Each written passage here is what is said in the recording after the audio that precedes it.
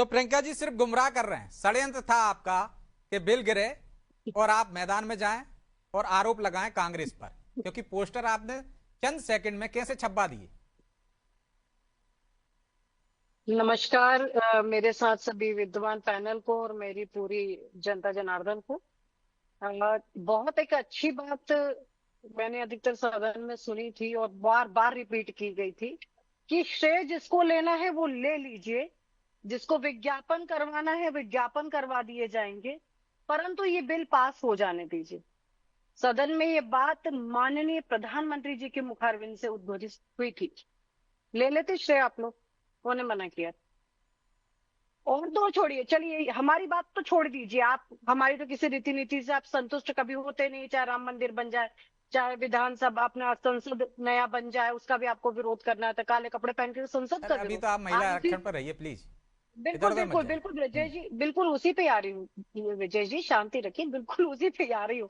लेकिन एक बात बताइए, प्रधानमंत्री इंदिरा गांधी जी रही, बहुमत में 60 दशक तक इनके 6 दशक तक इनकी 60 साल तक इनकी शासन रहा। महिला का इन्होंने बार बार एक कह सकते हैं लोह आयरन लेडी कहा गया उनको। आप जानते थे कि महिला का वर्चस्व क्या होता है। आप उसी समय ये बिल ला देते तो आज सदन में महिला ही महिला हो जाती। श्रेय की लड़ाई, श्रेय की बातें सब खत्म हो जाती। अगर आपकी मंशा इतनी पवित्र थी, महिलाओं को आप इतना सम्मान, जैसा आपने कहा ना कि आपने तो राष्ट्रपति दी, प्रधानमंत्री दी, एक ही प्रधानमंत्री और भी संसद दे देते। 33% लेकिन वो भी तो अगर बिल आप लेकर उसी आए थे, समय उसका लागू कर, हश्र वैसा ही हुआ जैसे इस बिल का हुआ था। राज्यसभा में पास उस हुआ, समय लोकसभा में आ नहीं पाया। वही हम कह रहे हैं, भाजपा तो उस समय इतनी मजबूत ही नहीं थी। भाजपा तो थी ही नहीं, इन्हीं के घटक दल कटे थे। आप देख रहे 63 टाइम्स वर्टिकली तो कांग्रेस डिवाइडेड हुई है, तो हम्म। इनके विरोध करने वाले भी इन्हीं के लोग थे। हम तो इतनी मजबूती में थे ही नहीं, हम तो अभी अभी इतने मजबूत हुए 14 सालों में। परंतु 14 साल के पहले तो यही बलवती थे, कर देते, पूरा श्रेय ये ले लेते। आज हो सकता है कि मैं इनके साइड से बोल रही होती, हो हम्म। सकता है मैं इनके साइड से विधायक बन चुकी होती, या हमको संसद बनने का मौका इनके साइड से मिल चुका होता, तो ये लड़ाई होती क्या, अगर इनकी मंशा इतनी पवित्र थी तो।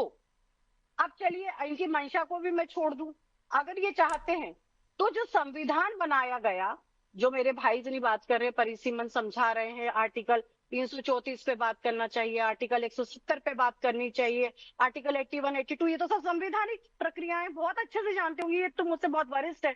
तो आप मुझे बता दीजिए, ये सब संवैधानिक तकनीकियां हैं, और आपको मालूम है कि जब भी आरक्षण लागू होता है इन हम्म। संवैधानिक प्रक्रियाओं तकनीकी प्रक्रियाओं से गुजरता है। तो आपको 2023 में या तो विरोध कर देना था, तो आपको या तो उस समय डर था कि हम अगर उस समय इफ बट करेंगे, किंतु परंतु करेंगे, तो 23 और 24 का इलेक्शन हमारे हाथ से ना निकल जाए, हम ये भी कह सकते हैं। और जब आपको आज लगा कि नहीं अब तो ये तो धरातल पे लागू होने की स्थिति, लागू तो होगा, ये देखिए डिले हो सकता है, पर अधिनियम बनाए तो आज नहीं कल, कल नहीं परसों लागू तो हम्म। करेंगे। हमें हमारा अधिकार तो आधी आबादी का मिले।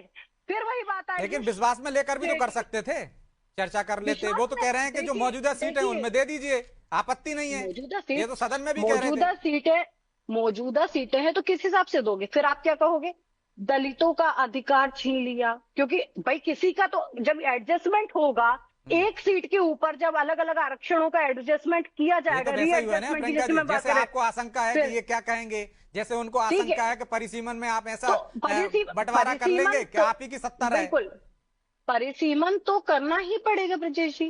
क्या ये नैतिक है कि 54 करोड़ की आबादी पर 543 सीट का एडजस्टमेंट होना, हम्म। 54 करोड़ की आबादी पे, और उसी को 140 करोड़ तक ढोते रहना, ये कौन सा नीतिगत है। यहाँ वोट की वैल्यू का जो अवमूल्यन हो रहा है, जो वोट की कीमत गिर रही है, उसके लिए जिम्मेदार को, वो भी तो एक संवैधानिक अधिकार है, उसके लिए कौन जिम्मेदार होगा, आप मुझे बता दीजिए।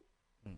तो आप उसके बारे में और कब तक लेकिन आप उसका एक बात बताइए, खामियाजा चलिए दक्षिण वाले क्यों भुगते हैं, जिन्होंने कहीं आबादी भी पे किसी को कंट्रोल नहीं किया, भुगतना है, जिन्होंने कोई आपको उन्होंने कभी नहीं। जीडीपी ग्रोथ में टीएफआर ज्यादा का योगदान दिया। वित्तीय आयोग का रिपोर्ट उठा करके देख लीजिए, कभी किसी ने कोई परेशानी नहीं भुगती है। ठीक है। परंतु हमें प्रोपोगंडा पूरा रचना है, और हम वो रचना चाह रहे हैं, परंतु महिलाएं सब ठीक समझ है, मैं रही है आऊंगा इसका जवाब जवाब ले